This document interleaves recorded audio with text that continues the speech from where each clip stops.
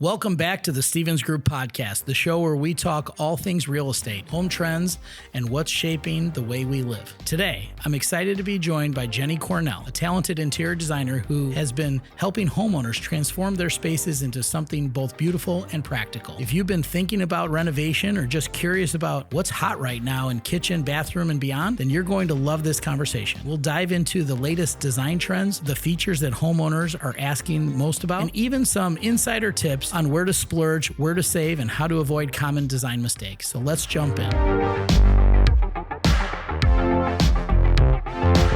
All right. Jennie, thank you so much for joining us today. Tell us a little bit about your background and how you got into interior design. Thanks for having me, Chris. It's family business. My mom had her own firm for 35 years. And then I fought it for a little while, as every good child does. And then I transitioned into it working for Ralph Lauren, doing store development and planning, doing a lot of photo styling for interior designers, and then went back and just moved into the interior design world. Awesome. Well, I got some great questions planned for us today that I'm sure my clients and many of our listeners are going to want to hear about. So first off, what design trends are you seeing homeowners ask for most right now? I see a lot of people want high ceilings, 9 feet or higher, not like giant high ceilings, but high ceilings and natural elements, more wood floors, beams, those type of elements, I think. Are there any particular styles, maybe modern, farmhouse, minimalist, that are dominating in 2025? For my clients, and minimalist and modern. Farmhouse, even though I love it, sadly we're not seeing as much. I think it got so oversaturated, for a while there. There's still elements of it that really work, but the full farmhouse effect, we're not seeing as much. Yeah. How have people's design priorities changed over the recent years, especially after spending more time at home and post-COVID? Yeah. I mean, COVID affected so much because TikTok and DIYers thinking they could do everything themselves, which is unbelievable. And influencers really shaped the design industry and the homeowner industry, where you see all these influencers teaching you how to add trim or paint or, spruce up different rooms and add elements. So that, I think, has really shaped the way that homeowners feel what they can tackle and what they can't tackle. Do you ever have clients that tried something DIY and they call you afterwards? 100%. Yeah. As I'm sure most builders do. Yeah, absolutely. They think that they can be, add trim and, it's better to consult somebody always. Are there any timeless design choices that never really go out of style? I find natural elements like stone and wood, porches, things like that people will always want, especially, neutral palettes. I think you're seeing a trend right now with darker, moodier palettes. And I think those work really well if you balance it with the natural elements, the stone or slate tile or things like that. Yeah. The dark cabinets were in the early 2000s. Right. Then everyone's going to the white cabinets. Yep. And kitchens. Now you're back. People like in between. So you're seeing a lot of greens and grays and moody colors, Yes, absolutely. In terms of kitchens, what are the most important kitchen upgrades people are making today? I would say countertops. The truth is the countertop, I just did a kitchen, actually a friend of ours house that you know as well. We painted the cabinets, we changed the countertop, and then we upgraded a few of the appliances like a hood, and it completely transformed the entire place. And then hardware. So it depends where your budget lies. So if you vote full budget, obviously you're going to probably gut the whole kitchen. If your budget is in between, maybe you're going to paint the cabinets and change some countertops. And if you're on a lower end budget, you can always paint cabinets and change the hardware. Yeah. I've seen so many times that there's gorgeous cabinets, really well made, that'll last for 50 years. Yeah. And people rip them out and then they're putting in crappier style cabinets that might look 100%. nicer, Yep. but they don't realize that they can maybe just change out the doors Yep. or refinish them, resurface them. Resurface them is huge. You can hide hinges. You can do an inlaid cabinet door versus an outlaid, you know. Are open concept kitchens still in demand, or are people moving back to separate spaces? I feel most of my clients, and probably yours, still love an open concept. They want that entertaining space. Yeah. I think there was a time where, just getting back after COVID, people want to have parties and events in their homes. And the idea, the kitchen is the center of the heart of the house. So I have found that people still really like that open. Maybe not as big as it used to be, but I always tend to like an open concept kitchen that transitions you to the room next door, you know? And we're seeing that now. Here in Libertyville, you've got tons of buyers that are specifically looking for properties that are built mid-90s and later because they have that open kitchen, grand family room concept and stuff like that you're not seeing in properties that are, built prior to 1990 and stuff like that. I guarantee you don't have a buyer that says, I want a small kitchen. Most people like that, even if it's opening a little bit of a wall to connect one room to the next. So that maybe not everyone's in the kitchen, but everyone can be in the family room or the lounge in a more convenient way, to entertain. How important are features like large islands, small smart appliances, or hidden storage? I think large islands will always be important. I've actually had 2 projects where people want 2 islands in their kitchen.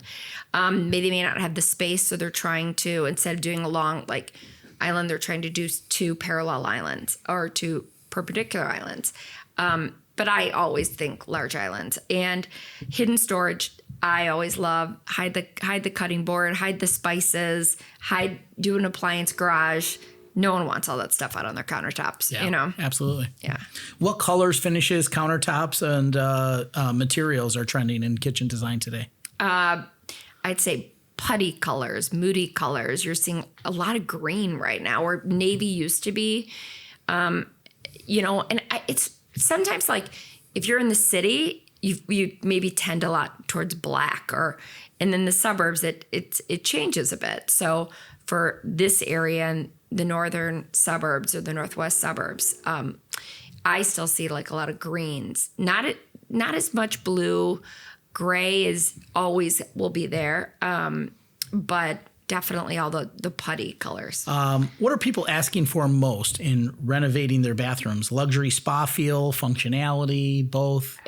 For me, it's always a spa feel. Who doesn't want to feel like they're somewhere luxurious like that, I think everybody that walks into a bathroom wants to feel transported in some way, know? Yeah, I show a lot of homes and I'm walking into bathrooms with people and, it'll have, one of those old jacuzzi tubs or something like that, goodbye. Right? Where everyone wants a standalone tub. Yeah. But we talk about it and we say, well, how often do you use the standalone tub? And nobody ever uses it, but they want it in there. But it is a beautiful feature and that spa feature, and it looks elegant. And people want that in their bathrooms along with the stand-up shower. But you don't need the giant jacuzzi with the built around and the surround built around it. It's funny because I'm seeing it. Okay, this is kind of an interesting thing because for resale value, people feel like they have to have a tub in their master or their primary suite bathroom. So they feel like they have to. But what I'm seeing is people are incorporating the tub in the shower area where it's there if you need it, but a bigger walk-in shower is where you can add a steam feature or something like that. And then the tub is behind the glass, but it's almost a walk-around option. Yeah, I just showed a house last week with that same thing. See? What are bathroom finishes and patterns that are especially popular right now? I think, funny enough, I'm seeing a lot of fluted wood tile, which is really beautiful, and it offers that natural element for a bathroom. I'm doing a bathroom right now in Highland Park, and we're doing a beautiful fluted wood with a marble floor. So I think those timeless elements like marble always will be popular in a bathroom. I'm not seeing as much chevron pattern or, that, but always, a subway, or you're seeing tiles stacked. And that's become a new trend as well, Yeah. So beyond kitchens and bathrooms, what else are you seeing people investing in their home? Four-season rooms, sunrooms, that has become where you can update it or add it to a home for not an exuberant amount of money. But people want that additional smaller living space that is intimate. And I just am updating a sunroom right now, and it's not a huge investment as well, because most time it's just flooring and paint, that you're seeing. And then what are some outdoor living spaces that trends that are happening now that you're seeing people doing to their exteriors? And outdoor kitchens are, have always been really popular. Even I see more now. A built-in fire pit area has really become, anything that offers seating for guests or entertaining space, which is, an outdoor kitchen or fire pit, kind of area. What would you say are the most common design mistakes that homeowners are making when they're renovating? That they do everything without being in the space first. And even though I did that in my house, I didn't live in it first. I wanted to just change it all before we moved in. It is important. I mean, obviously there's certain things that maybe you want done before you move in, like painting or things like that. But I do think it's important to, before you knock down walls, to see how you would live in the space. See how you'd entertain the space, see what feels important to you, If someone had a limited budget, where should they spend versus save? Well, I mean, you would say what I would say, a kitchen or a bathroom, because you're always going to see resale value in that. Yeah. If your budget isn't as big for a kitchen and a bathroom, paint always makes a major difference. And lighting, I think task lighting is really important on a wall, or sconce lighting changes the mood of a home instantly. And would you say you see differences between older buyers and younger buyers and what they want in their home design? Yeah, I think younger buyers want a DIY project where they want to be able to update things, and older buyers don't want that. Maybe they want a small area that they can update, but they definitely don't want to live through a full house renovation.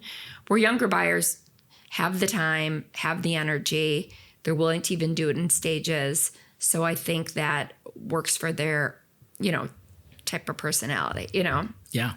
What's your most recent favorite project and why? I have done 2 projects recently where we took a formal living room that a lot of people don't use. It's a pass-by room, and we turned it into a bar lounge space where we have a built-in bar with a water line, for a fridge. And then you have like a pick group for seating, so that formal lounge space becomes more entertaining space. Almost like a parlor. Parlor, exactly, like an old school parlor. And that has just become, I'm doing one right now in Highland Park. I just did one in Libertyville. And the way that they use the space is so different compared to how it was, where it really was a pass by, and when you walk into a home and you walk by and it's a drop zone, Yeah. Absolutely. I think in your house, you used yours more for a lounge space as well. Absolutely. We just got rid of our dining room furniture and changed that over to the family room. Right. Put a bar in and Yeah. Made it entertaining space. Absolutely. If you could give homeowners one piece of advice before starting a renovation, what would that be? Plan, and consult. Consult a specialist. And also, another piece of advice would be, before you move or before you bring everything from your current home into a new home, measure your furniture that you have, because maybe not everything would fit. And then plan accordingly. Maybe you have a 36 by 36 chair that you were planning on going into an area and you don't have room for that. So then get rid of what you can before you move, so you're not stuck with, where's all this stuff going to go? You're going to save yourself time and money when you do that. Jennie, thank you so much for joining us today. Thanks for having Love me, it. Chris. I'm sure our listeners are going to love it. And if anybody wants to reach out to you, where could they find you on social media? I'm on social media through Jennie Cornell or Jen Cornell Interior Design. Excellent. Thank you so much. Thanks, Chris. Jennie Cornell, thank you so much for sharing your insights today. I think a lot of our listeners will walk away with some fresh ideas for their homes and better sense of where they start when it comes to renovation. And to all you tuning in, I hope this episode gave you some inspiration, whether you're planning a full remodel, updating your kitchen or bathroom, or just curious about the latest design trends. If you enjoyed today's conversation, make sure to subscribe to the Stevens Group podcast so you never miss another episode. And if you know someone who's about to start a renovation project, share this episode with them. They'll thank you later. Thanks again for listening. And until next time, I'm Chris Stevens, and this has been the Stevens Group Podcast.